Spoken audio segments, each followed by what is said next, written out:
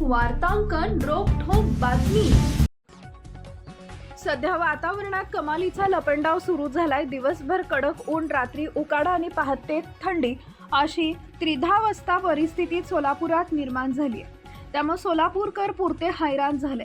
गेल्या 8 ते 10 दिवसांपासून सातत्याने तापमानामध्ये काही अंशी वाढ होत चालली आहे। त्यामुळे दिवसभर उन्हाच्या झळा आणि रात्री थंडीचा सामना करण्याची वेळ सोलापूरकरांवर आली आहे। फेब्रुवारीमध्ये सोलापूरच्या तापमानाचा पारा 34 अंशाच्या आसपास पोहोचलाय, तर गेल्या 8 फेब्रुवारीपासून ते आज तागायत तापमानाचा पारा 34 ते 35 अंशापर्यंत स्थिरावला आहे।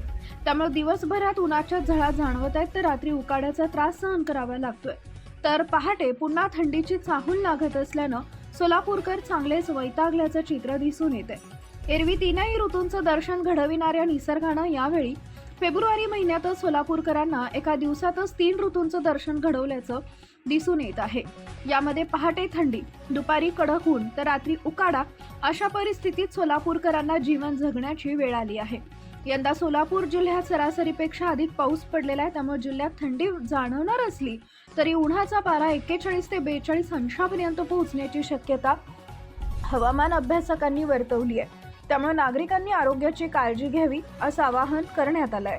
महाराष्ट्रातील महत्त्वाच्या आणि ताज्या बातम्या पाहण्यासाठी आमच्या जय हो न्यूज चॅनलला सबस्क्राईब करा आणि बेल आयकॉन प्रेस करा।